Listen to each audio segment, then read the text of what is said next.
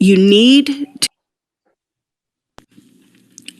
about your own and I'll say this from my own perspective, because your brain adapts with each experience. That's great. So what happens is that, and this is from my personal experience. I think I mentioned this before. I don't know if I said in the last interview, but I was single. I met a man who was a retired athlete. I remember you telling me the one saying $5,000 on Chase? No, that's a different one. But this guy, like, he was the flashy guy. Yeah. Okay, like the cars, the houses, everything. And what men need to understand is there's guys like this who shine women on. Like they literally lay it on thick. And in that one experience, I dated him for several months, and I started to not like him because he wasn't authentic enough for me. All that flashy stuff is fine to get your attention, but then there's got to be substance, and it's got to be like more for me, you know? And so I'm getting to know him, and I'm just kind of like, this ain't it, you know? And I had a guy best friend, who I'll never forget. I broke up with that guy, or stopped seeing him, and I met somebody else, and he was like an engineer and like a professor at like a college. And we went on a date, and I came home, and my best guy friend calls me, how'd the date go? And I was like, he's all right. You know, he drives a Ford Explorer. He's da-da-da. And my friend got really quiet, like, what? Yeah. And he was like, why did you just say that? Yeah. He's like, that's not how you talk. That is not you. Yeah. No, what is going on with you? And he checked me, right? Yeah. So he checked me, and it was like just that with one experience of this shiny, flashy, over-the-top guy. Yeah. I had taken my preferences and my standards and put them here to say, I deserve. Yeah. So, Rebecca, let's pause real quick. Let's remember the question I asked you, because I don't want to get lost in this. Let me tell you a story that happens in Atlanta. Okay. What happens in Atlanta is that a lot of these guys with money, they, like you said, laid on thick to a lot of different women. Yes. But the thing I was like one of 10 for that guy. And so what happens is, a lot of times it's just sex and just casual things.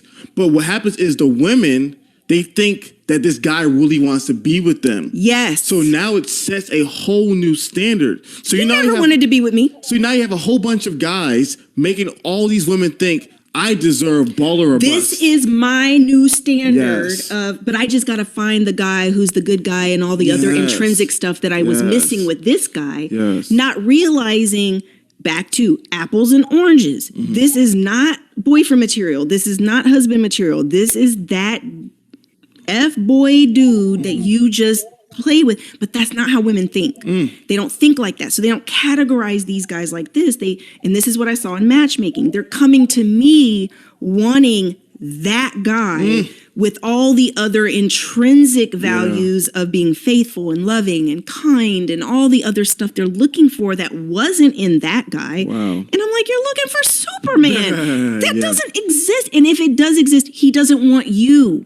He has too many options, and he doesn't want you. Or he's been married for 20 years because he got locked down a long time ago. You know what I'm saying? So it's like, but that is a real experience, to where the human mind has the ability to have like one experience, and now that becomes the standard. That becomes the new norm. Yeah. And if I had not had a friend to check me about it, it's like, you're that little girl from Ohio. Like, cut it out. Do not start acting like this, because he'd been in Atlanta for a long time. And he was like, Rebecca, no, please do not turn into that girl. Man, and the sad reality is I meet so many girls like that in Atlanta, and they have one or two experiences with a rapper or an athlete, and it creates this whole new standard for men. And then, like you said, they reject so many great men who would be great matches for them because they want, hood Jesus. I agree. And one of the things that was also I became aware of when my friend was kind of checking me about this is that you literally think that you deserve that just by who you are. So there's this, because all you did was be pretty. that man's attention. You didn't have to have if you're a beautiful woman, you didn't have to have anything else going on for you because they don't care about those things. That dude, the player dude, does not care about anything else. So now, just being a pretty girl, I deserve this. That is so flawed, and it is so jacked up.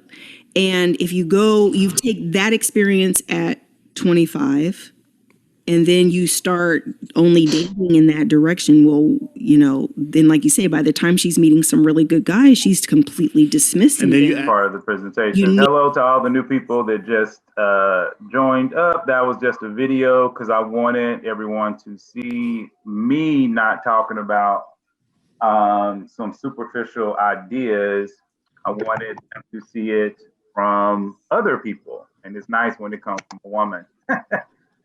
So people don't think I'm trying to force people into one direction or another. I rarely do videos for all the people that are new, but I do like to do them every once in a while, just again, to show a different perspective or to show how people are actually talking about this out and about. And I thought today, especially when we're starting to talk about how to spot a good man, because that's kind of what Rebecca Lynn Pope was referring to. Because there's a lot of superficial men that are out there. And I'm not saying all women are attracted to superficial men. But what happens many times is that there is this concept of many women feeling like I deserve, I should have, I don't want to settle. I hear that a lot. And a lot of times when that happens, it's really because of a place that you are. It doesn't have to be beauty. A lot of women feel it just because they might have a second master's degree or a PhD, or they make $100,000 a year, and now all of a sudden, they deserve XYZ. And I'm not saying that you don't deserve a good person. Okay, don't get me wrong. I want to make sure that I'm clear on that. And the people that have been around me long enough will tell you, no, Joseph wants you to find a hot, sexy, man or female that, you want to be with, that y'all want to have a good time. So I'm not saying that at all. But what I want to make sure is that we're not getting caught up in superficial standards that people see on television. And that's why the first slide is bing. Okay, so this is my warning before we go into this. Okay, Hollywood has destroyed your mind. Hollywood preys on your senses. It goes into you. What you think when you're watching a movie, they stir up your emotions. It's kind of like when you watch your favorite film and it's a tearjerker part or it's a laugh part and the music comes up. And even though you haven't watched the whole film, you're just watching those 3 minutes. Now you all of a sudden want to cry. You haven't even watched the whole movie. You're just watching this 3-minute clip and now you want to cry because the music is coming up and all these things are happening. And as somebody who actually worked on movies, I actually have 2 movies out there and I worked on several. I can tell you every single thing that you see in Hollywood film is there on purpose. There aren't anything there that's not on purpose. So trust me, it's all there because they are trying to control your mind and get you to go in a direction. Okay, but this really can hurt you in dating if you have bought into it. Okay, so that's just one of those things that I want to make sure that I go ahead and get clear. Okay, was somebody saying something or is this just a blip? Okay. Now, again, for my guys that are showing up today, this is primarily going to be towards the women, but men can get something out of it too. Because the truth be told, we do the same thing. So I'm just trying to make sure that I say that so you can just flip it and think about it more from a man's perspective, for all the guys that have shown up. Here we go. So the first thing is we just need to start talking about what men are,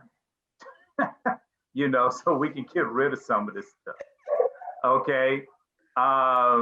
Men are, the average man is, once you leave the United States, the average man around the world is 5'6".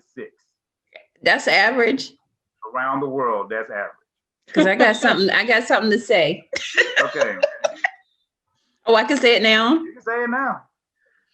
Okay. So I was listening to, the clip we were watching and how she said, he had superficial things like money and a car and stuff like that. And they use those, I guess, to initially attract a woman. And there's nothing wrong with that. But I do feel that because I'm beyond that. I don't care about any of that stuff. But I do think that you should have a physical type that even though that person, like if you're a Christian and you censor your beliefs and who you want on the Christian standard, there are natural things that you desire. I'm a tall person. I'm 5'11". So that's why my eyes drop. Like that's average 5'6". Well, no, I mean, actually, like I said, you're kind of coming in, like I say, in this particular one. I mean, because we talked about that, and that's kind of what I was saying earlier. I want women to find that perfect guy, that guy they're attracted to, that guy that's their type, but I want to get rid of the myths. You see what I'm saying? So this first part is about getting rid of the myths. So being 5'11", some of the women that are on here would tell you that I will probably say your guy that you're looking for is probably right at maybe 5'11" or 6 foot. Some of them might say, well, Jay will say you can go up to 6'2", because I generally say a woman take her height add 3 because of the heels. Because of the heels. However, I generally will say that once women get over 5'7", they might need to pull that back a little bit, because of the fact that, again, the average male height in the United States is 5'9". So the higher you go up, the more men you're losing. You're just taking them out of your pool. So if you say, okay, I only want guys that are 6 foot or above, which is fine. I actually don't have a problem with that. Now you're probably, I don't know the exact number offhand because, I didn't research that, but you're probably talking about, you might have, I don't know, let's just say 25% of the population. So now out of all the other issues that you're fighting, you're basically saying, okay, I'm throwing out 3 guys out of 4. Okay. So you want to make sure that you're giving yourself the widest dating pool. So at 5'11", what I would even say is you might need that really confident 5'9", 5'10" guy. You might want to give him a shot. And I've actually... I have. Yeah, because like I said, I'm 5'9", and I've actually talked to some women that were like, 5'10", 5'11". I don't care. Your height don't bother me. Oh, yeah. I am. My first love was 5'7", 140 pounds. So you're already doing it. So that's yeah. But then see, that's something that, I mean, I have to revisit, because again, this is in the beginning when I was younger and I didn't have a preference, right? Mm-hmm. So that's the thing. Sometimes experience shapes your preference when you really have to scale it back and say, well, why do you have all that experience anyway? Well, no, like I say, I'm not against what you're saying. I encourage you. Again, I don't think that the other women that have been here around can pop in and say that I've said anything different. I'm usually saying add 3 inches. That's generally what I'm saying. And I generally will say, like I say, if you're over 5'7", you might want to pull it back an inch or so, just depending upon if you meet a good guy. But as we go through this, we'll talk a little bit more about it. The reason why I'm picking on height is because they've done studies to show that the number one thing that women are attracted to when it comes to men is height. So it's psychological. So I'm just trying to make sure that a lot of women understand there's not a lot of these 5'10" dudes out here. Okay. So here is another quick set, just to kind of give you guys some faces, because I can say me all day, but I know all of y'all not looking for me. But these are some faces that you might know, that you might have seen on screen, that you might say, wow, I think he's hot. Like I've heard a lot of people talk about Zac Efron as being pretty hot, and he is 5'8". Okay, and you got Mark Wahlberg, you got Jamie Foxx, you got Michael Jackson in this group, Donald Glover, Chris Rock. So not to say that most women will be attracted to Chris Rock, but just to let you know face. Why you have to say that?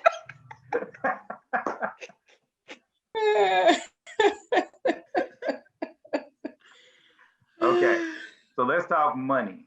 Okay, because I know, most women out here, they want a man at least with a little bit of money. They ain't trying to take care of no man. They want him to make something.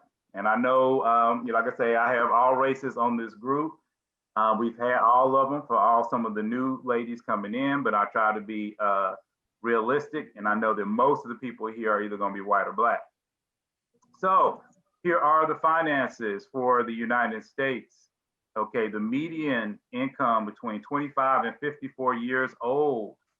Okay, so this is most of the guys will be centered around this number that is $60,000 a year.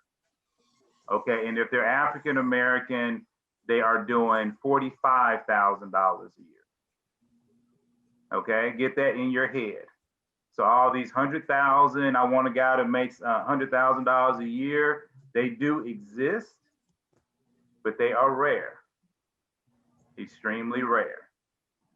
Thank So you. anyway, to get back to this, I love these two quotes is really fun. I'm sure that everybody's read them by now. But the top one is really interesting to me because it was kind of like some psychology type of deal, where like you said, people feel like if their relationships are not like a Hollywood film, that is not any good. Time and energy is needed to be invested for it to work. So basically, again, this is just other people, professionals, saying that Hollywood films can distort your understanding of a relationship. You're going to argue. You're not going to be perfectly coordinated. Everything is not perfect.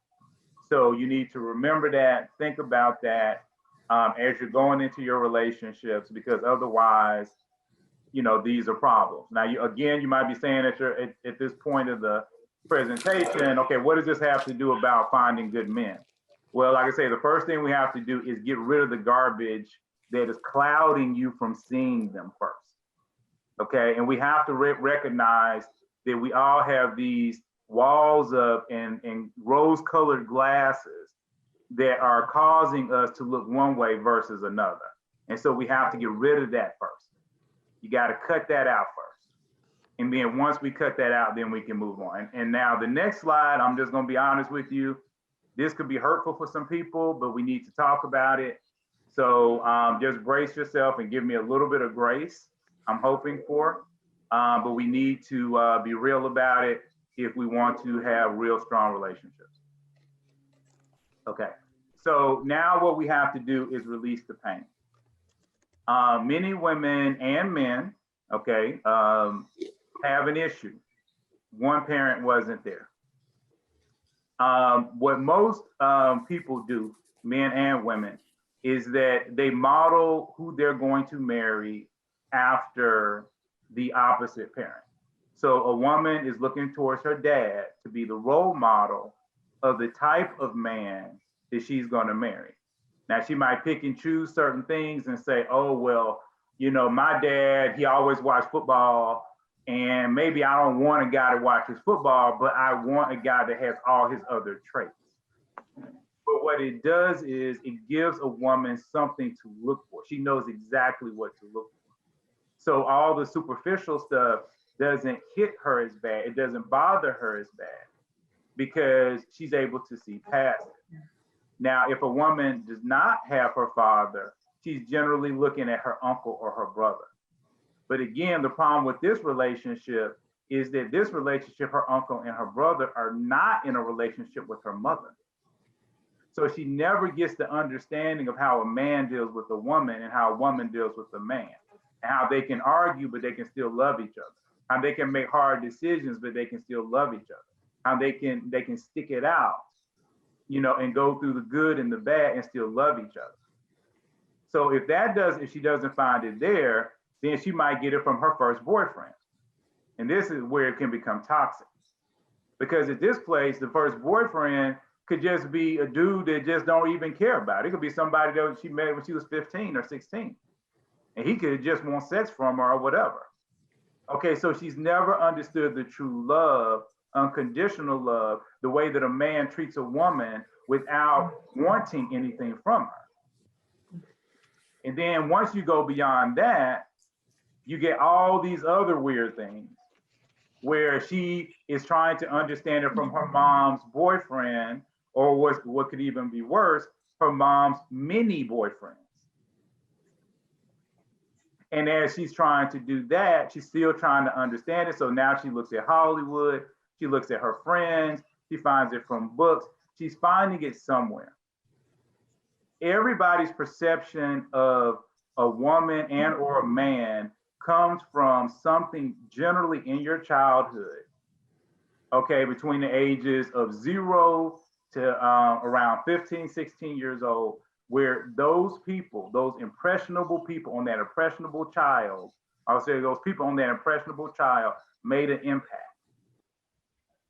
So if your dad was not around, or if you had a bad dad, or all these other things, that could be one of the issues that is causing you to pick bad men over and over and over again. And again, all this wording down here is just basically saying that we have observational learning.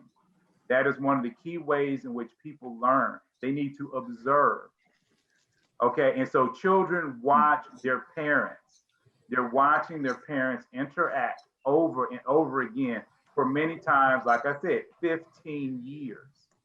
So when you come out, even if you started at 15, say you didn't have your dad and you start off at 15 and you're still trying to find it from healthy relationships, you will be 30 and you still wouldn't get it all because you're not living in those people's houses. So you had a best friend that had a great, their parents had a great relationship. Well, the problem is you only see it every blue moon. You're not seeing it every day, 4 hours and 5 hours a day, every day.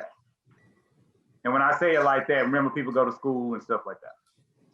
So somebody has something to say? Okay. I do. Okay, go ahead. I do. Because I sometimes, right, so we're shaped by our experience when we were younger. I understand that. I sometimes feel like if you had, you can be shaped either way. Like if you had a mother, I put it like this, because I'm a woman and I've had men who've had their mothers gone, or their mother ran the street. And so believe it or not, they say they want a good woman, but if you're that, they're not even accustomed to it. They're accustomed to someone that's going to abuse them and cheat. And there's always a question of another man because that is what they saw their mother do, And so it's like, when can you even, is it even worth trying to reshape it? Because you never seem like you could fill those shoes, because the standard, it's a negative standard. Why would I want to be like that?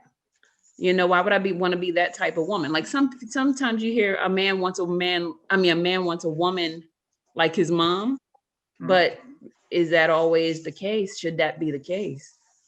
Well, if I'm understanding your question, and let me know if or your comment, let me know if I'm just going off in left field, because I think you're going one way. So I'm going to try to address it that way. First of all, like I say, this issue can affect both men and women. This is not a woman thing, but remember, today's thing is man, not necessarily woman. But like I said, it can go either way. And there are a lot of men that go through that.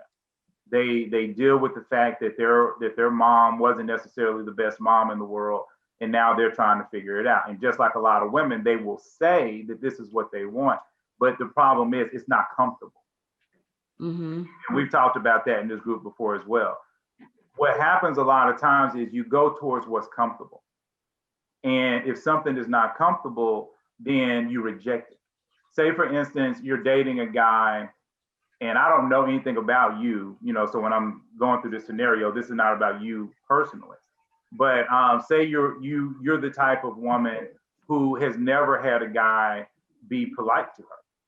And so you run into a guy who opens doors, who is polite, who is, says please and thank you type of deal. And you're saying, what's wrong with you? Okay, you're making me feel weird. And believe it or not, I've run into those women. I've dated those women. I literally had a woman say, I've never met a man as polite as you. And I'm thinking to myself, wow, what kind of dudes have you been dating? Mhm. Because I grew up and I was told that you're supposed to be nice to people, that you're supposed to be polite. And as a Christian, especially, you're definitely supposed to do it. And pretty much through the conversation I had with her, she's just used to guys ordering her around. She's not used to a guy opening any kind of doors.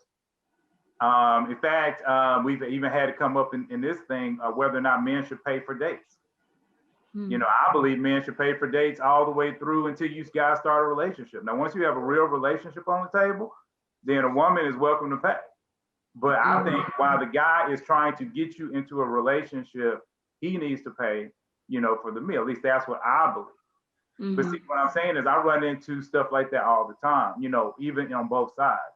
So I do think that, unfortunately, a lot of people have been just raised in environments that I don't know. I don't want to say anybody's experience is bad. I'll just say that it's one of those things that when you're dating, you have to look out for.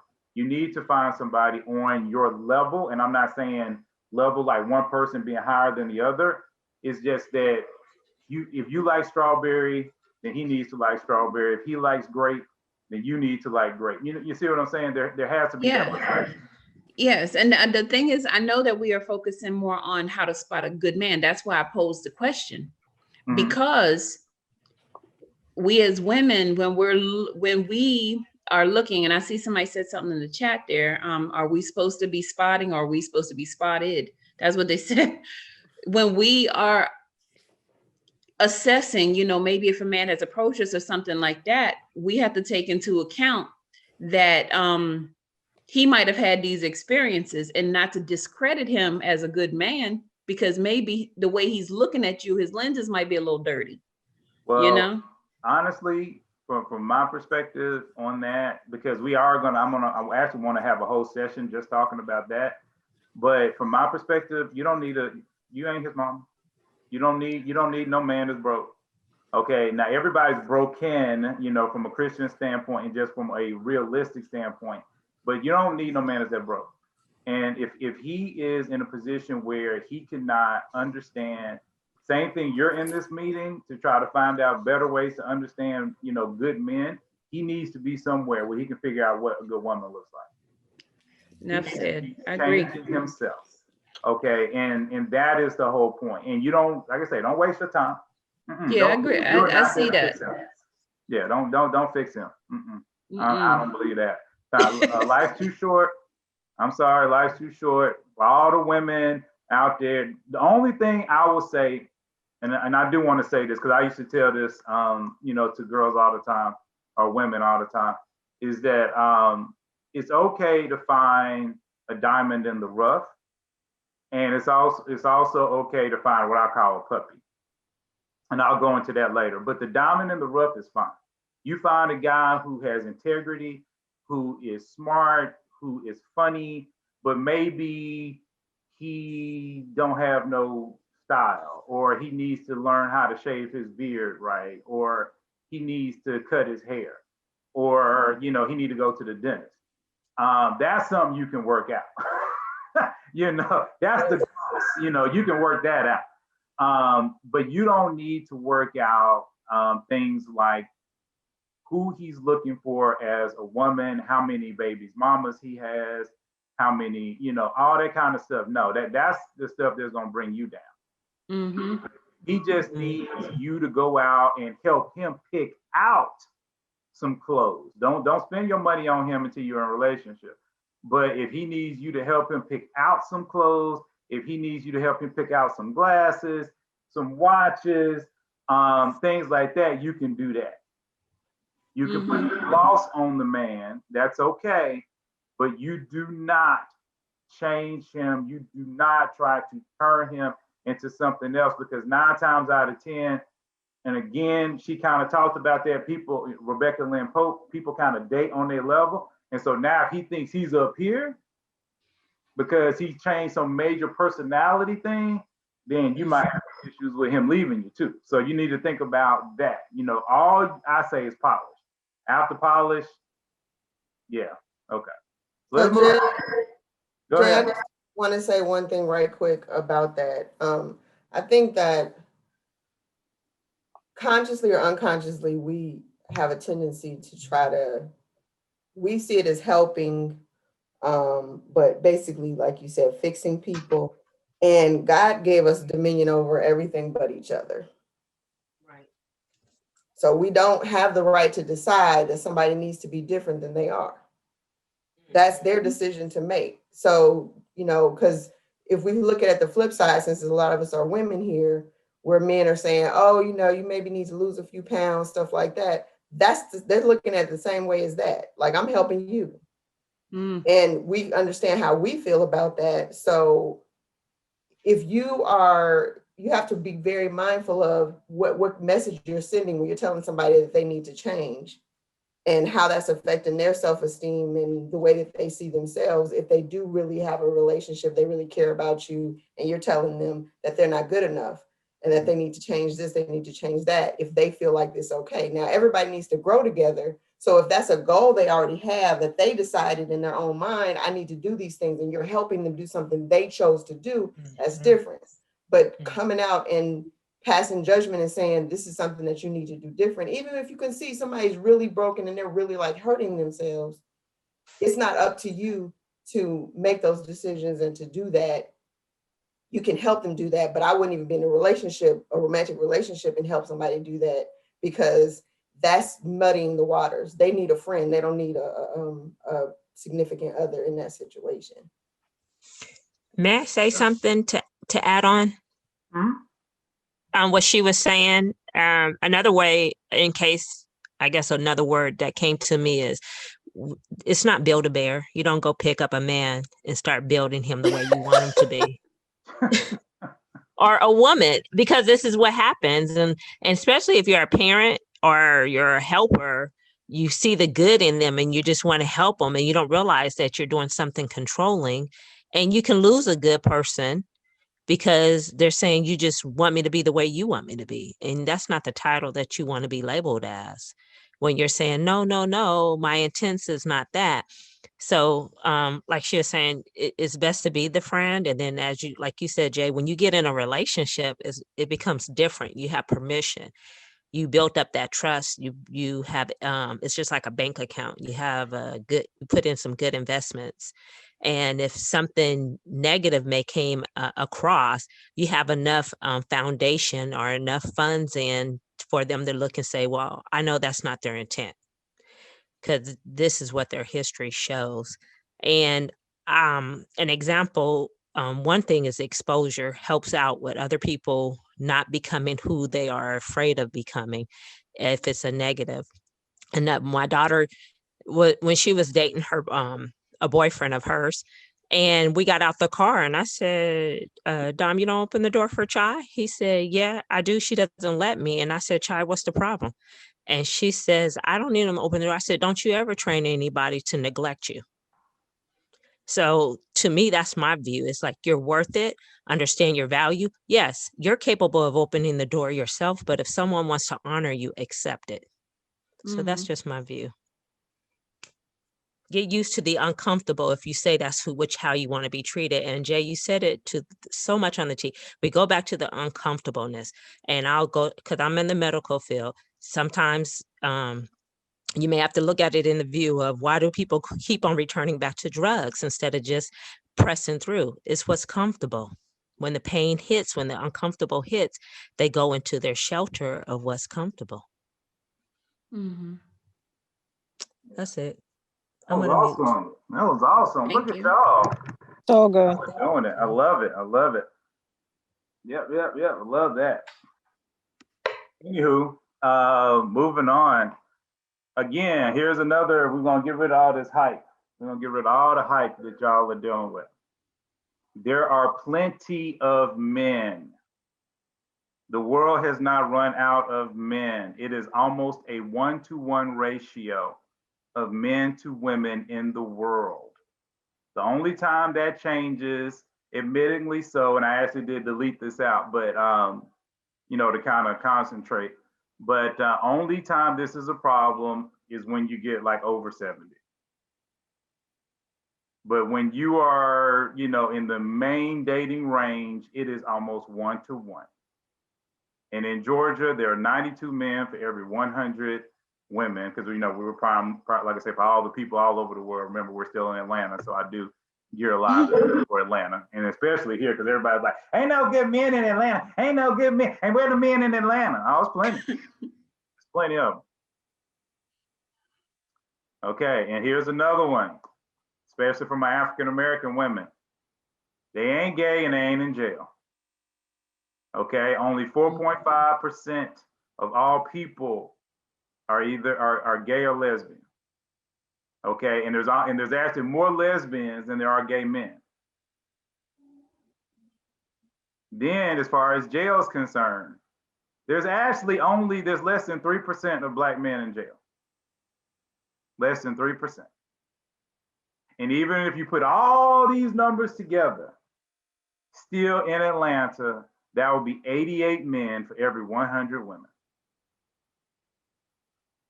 That's almost 9 to 10.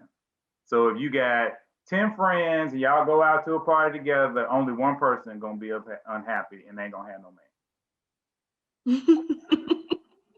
Okay, so there's plenty of men, there's plenty of this, there's plenty of that. And see, one of the main reasons why I want to bring this up, and like I say, the people that have been around me probably know the story I'm gonna tell in a few seconds.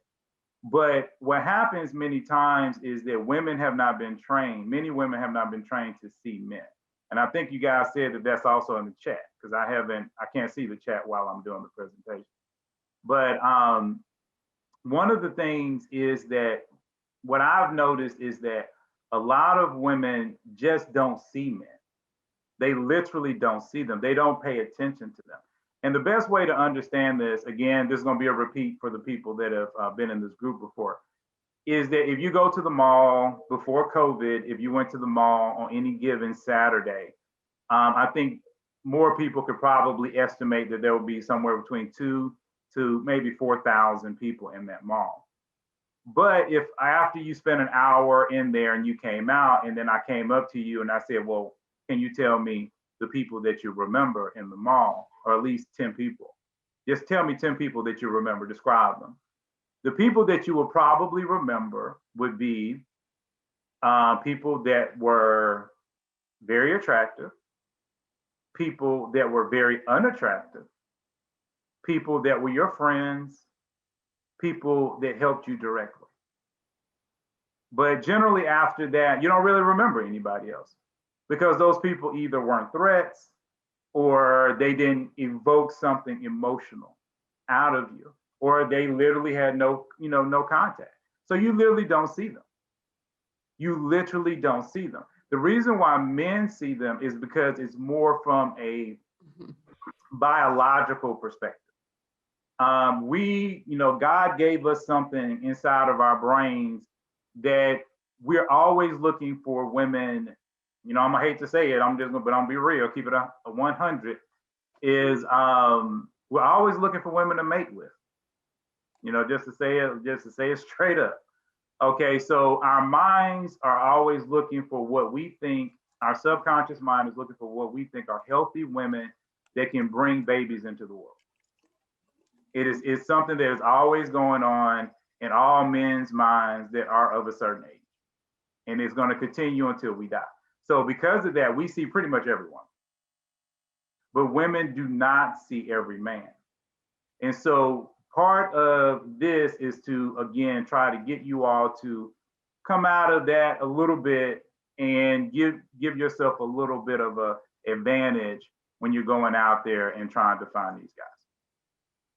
Okay, so these are the key areas of interest that I believe that you would be interested in. So again, there's appearance. I've never said that your guy needs to be unattractive, as I talked about before. The next thing is finances. I actually went over that. And then the third thing is personality. And when all those things come together, your man is right there in the middle. That's how you know that this is the one. When you like the way he looks, when he has enough money for you to be happy, and he has a personality you can deal with. Does anybody disagree with that? No, but we should Totally true. find all these men are available. We're all asking, like, where are they? Where do you find? Maybe we need to do something on where do you find the guys? Well, I mean, that's what we're still talking about here. I mean, that's part of what we're going over. So, I mean, we can get specific. I actually thought about doing specifics, but like I said, I'm not going to do direct specifics today because I think it's going to be varied from woman to woman. Because what one woman says is a good man, another woman might be like, no, that ain't no good man. You know, so some of it is opinion, but I do want to get some of this out. Okay. For this, on that the last slide, real quick, I just wanted to say, and I think just from past experience, I think it's important, especially since all of us are Christians, that has to be the center point. I think for my last relationship, that was missing, and I had all of that. All of that was there. The personality, all that was there, but then God wasn't there, and I believe the process was flawed. So if you can manipulate that to put God in there some kind of way, then That's I believe right. that relationship would be. Oh, I was going to say the same thing. Well, I agree, but see, we on the Christian thing. I say that's a given. To me, Not that's for just some. a given. I mean, this is a Christian group, so I mean, I figure that's just a given. True. I'm new to this. I'm new. I'm new. No, that's good, man. I'm glad you said something. I was gonna pick on you later if you didn't say nothing. I mean, I had to say something, but yeah, absolutely. Okay. Okay, so here's this confidence thing, and I want to go over this because I hear women say confidence. I want a man with confidence. And one of the things, again, that I would encourage a lot of women to understand is that every man is confident. They just are confident in different things. What women generally say they're looking for confidence in is they're looking for social confidence, which is because many women are social. So they want a man to be able to come up to them, talk to them, and be confident. But what women of the past understood, that women of today don't always understand, is that you can find a man that is confident in something else, and that confidence is a lot to stand on. For instance, what these things line up really quickly: life confidence, social confidence, business confidence. Business confidence is a very interesting thing because you'll find guys. Let's talk about somebody like Zuckerberg. He's very confident when it comes to business. This man is a billionaire. Okay. But I don't necessarily think he's socially confident. He is a billionaire. He makes more money. He has all these people working for him, but he is not necessarily socially confident. And one of the things that would happen, like I said, when I talk to a lot of women from I guess the baby boomer generation, is that they had a way to see the confidence in every man. You know, they even would have sayings about, different things like that. And so that's important, for people because, again, all these men around you, they could be really great men, but they might not necessarily be socially confident. So you're putting everything just on this one thing instead of recognizing he could be good in so many other things. Okay. And again, when you're dating, and this is just what this little bit down here is to say, it's okay to help the guy a little bit. And like I say, most women do it naturally anyway. If a guy comes over to you and you like him, you saw him from across the room before he saw you, and you like him, you're probably going to be quicker to giggle, laugh, make eye contact. If he does something stupid, you're quicker to forgive. So women do these types of things naturally anyway. But what I'm trying to say here is it's just okay to help. It's okay to not force the man to do everything. Okay, because what we're trying to do, again, is widen the pool, get you to see good men. And sometimes good men don't always know how to do everything well. Okay. So here's an unasked question that I actually think everybody needs to ask, and nobody even seems to talk about, but we talk about in this group a lot. And that is, why are you single? I'm not necessarily saying you have to say it like that, But I definitely think it's a question that you need to figure this out. Okay, you run across, like I said, I think the average person now in this group might have dropped a little bit. We might be closer to 38 now, as far as the average person. But let's just say, like I said, you run into some guy, he's 40, 44, or 35. I don't give a flip what he is. If he's over 30 and he's not married, it's like, okay, dude, why are you single? Not to say that, he has to have some awesome thing, but like, if you just come to Atlanta, you could say, okay, well, I'm single because I moved to Atlanta 2 years ago and I really didn't know that many people. I didn't really go out. And that's why I'm single. You could say I'm single because I was working on my PhD. You could say I'm single because it's COVID and it's very hard for me to date right now. But those are reasons. There's always a reason. This is going to help you to get through a whole lot of people.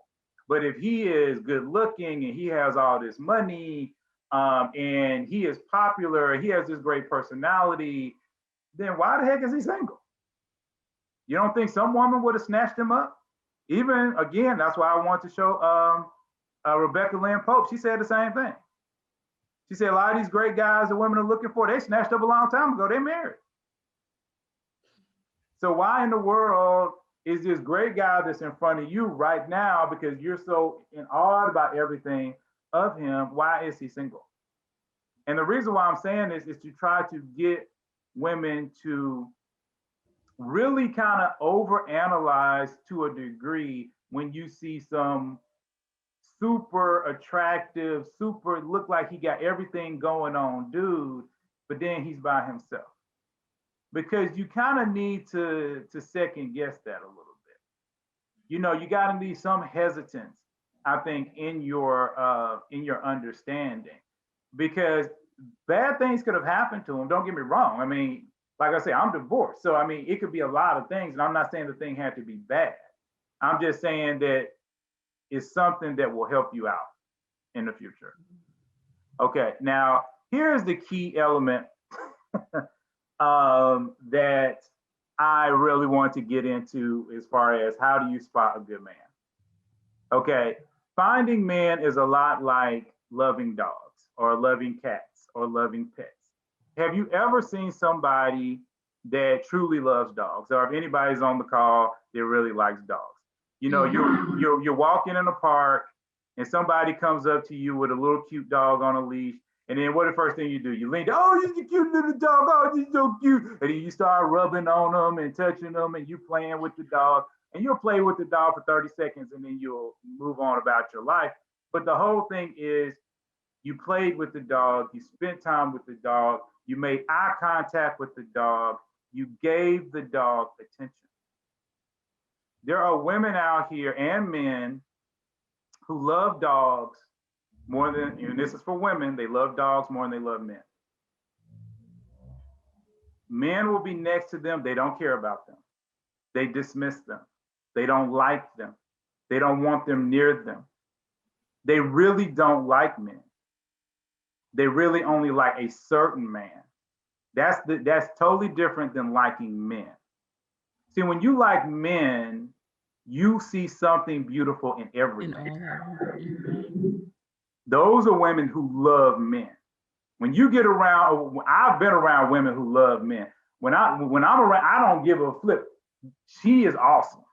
Any woman who loves men, she is awesome. I mean, because it's a whole different vibe that they give. A totally different vibe. And men are the same way, because there's men who truly love women. I'm not saying they have to have sex with them. I'm not saying that they need, arm candy. These are men that love women. A woman walks in the room and is like, oh, wow, I love your shoes. Oh, wow, I love your hair. Oh, you just have such a great personality. It's always a compliment. It's always something wonderful that they see in every single person. So this is one of those things that I've learned, that women who get men, and a lot of men that can find them, and you don't see a lot of these women stay single for long periods of time because they know good men.